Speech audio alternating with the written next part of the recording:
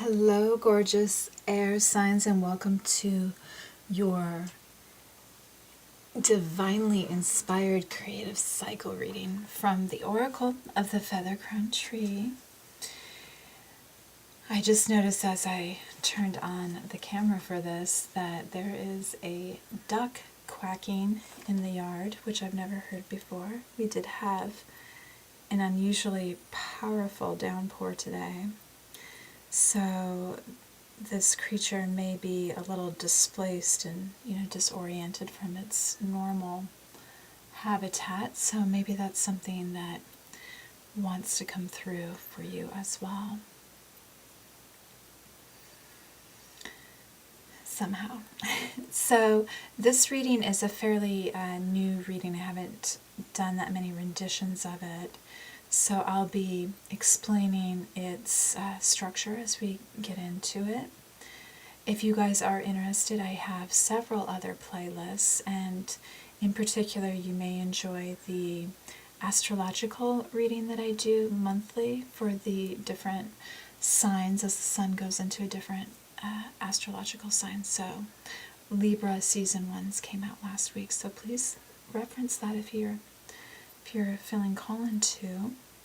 So the premise of this reading is really built on the structure of the pagan cycle, like the annual cycle. So the outer cards represent one of each of the traditional holidays associated with that, which really are in alignment with the position of the sun basically to the earth and the amount of light that is in ratio relative to the amount of darkness. So the solstices and the equinoxes are here. I've also added in an ascended masters, like the divinely inspired part of this reading, to the center, to just make nod to not only are we looking at the natural cycle of our reality here with Gaia and with the universe, with the sun, that there's also a cosmic element to what we're doing too, and beings that have mastered something here in this realm that are teachers for us, so it's sort of like the old guild system, to have a master there that can help teach you. This reading is not intended to be just for artists, so this is for everyone. We're all creators, we're all, going about that activity as beings in this reality. So whatever you're involved with, it should tie in to this cycle.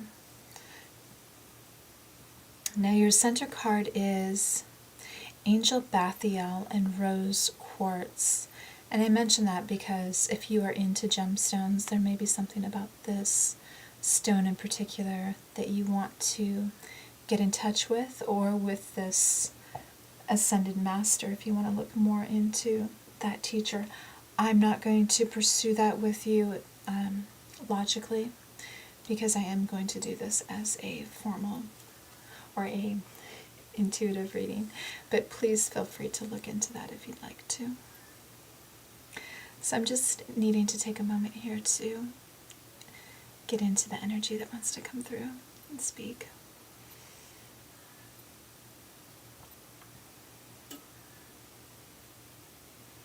I'm getting something of like a grandmother quality here, probably a grandmother that's passed on, or a great-grandmother.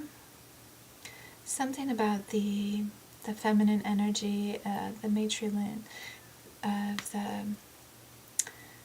through the matriarch in the family, that wants to come through. And I'm hearing like you'll know because of the colors here. There's something about the colors that are associated with this person.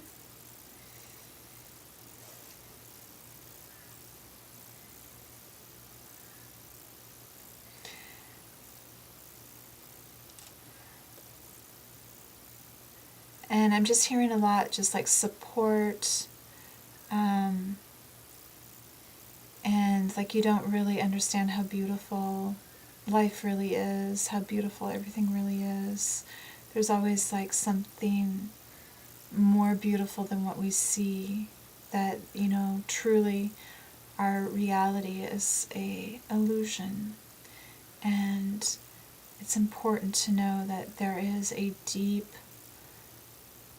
and beautiful,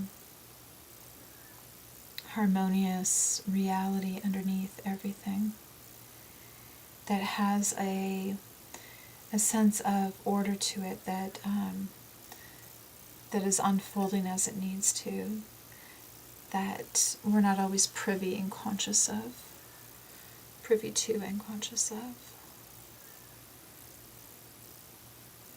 So yeah, there's just something there that wants to basically give a nod of support and love energy, and let you know that you're not alone. So as I'm hearing this duck quacking, that was one further message that I didn't say. It feels like it's like alone, like it's lost. It doesn't have its partner, which makes me really sad, because you always see them with their partner.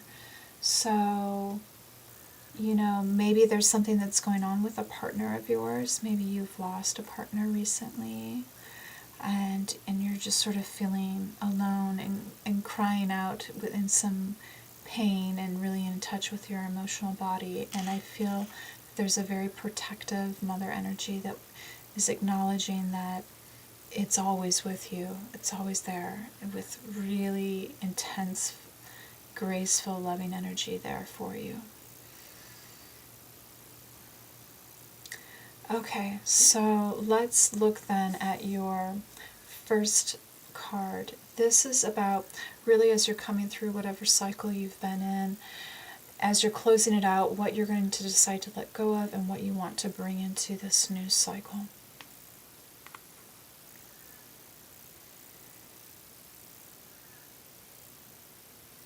I see that you may be very busy. You may be involved with something that takes a lot of your attention, your focus, that kind of involves, not only your focus, not so much your mind in a way that you find that you're challenged, but it's like busy work, and it takes enough focus that you can't really be aloof from the process and disengage. I don't get that you entirely are not enjoying this. That there's something about it that feels like that's playful, that you're trying to master it, that's kind of fun, that has a certain energy that you enjoy interacting with. So this could be, like a career or something that you do as an independent project that feels like good enough for you. And it brings, some light into your reality, which does feel, if you have been grieving or something, it does feel like you're not entirely in your most vital energy. And you sort of know that. It feels like you're kind of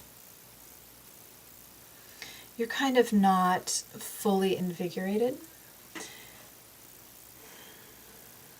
Yet there's some glimmer of hope. There's something about this process, and maybe having something that is a distraction right now, if you are grieving, if you are in some pain, that is helping relieve something here for you, where you can take your mind off of emotional pain and just sort of do something and have your hands involved in the process, and just sort of be one with something. I do definitely get a sense of isolation, though, off of this.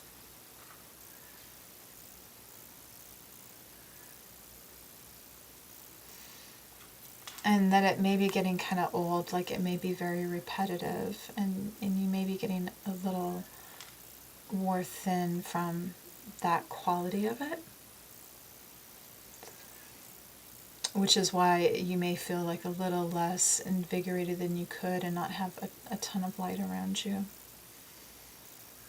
It feels like it's almost, if it is a job, it's like that type of job that just gives you just enough to get by, you know, but it's not your true calling, but maybe there's an element of it that you're finding is your true calling. So that's like what you'd want to take with you into the next cycle.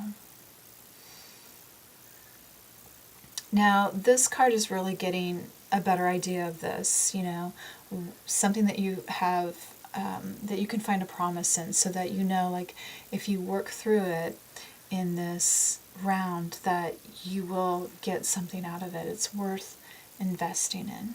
And I see you saying to yourself, like, this thing needs to fully light me up. Like, whatever it is, I am in complete alignment with it. It takes me to my higher self. I know that I can give with it. I know I can receive from it. And it's just something that I'm totally in tune with. And I feel that there is, like, when you go within, like, you know what this is, like, you're holding it within you. Like, you're very clear about what this is. And it probably has something to do, like, it takes some communication with the world around you. It allows you to really have a voice and put that out there and create interconnectivity for you, but not just to this, you know, 3D realm, but also to something higher, like your higher potential in life. So this is really positive to see, you know, as the next step in all of this. Now we're going to look at what you can do here to really clear out, if there's anything that you need to let go of, purify, and really solidify what you're going to commit to as you move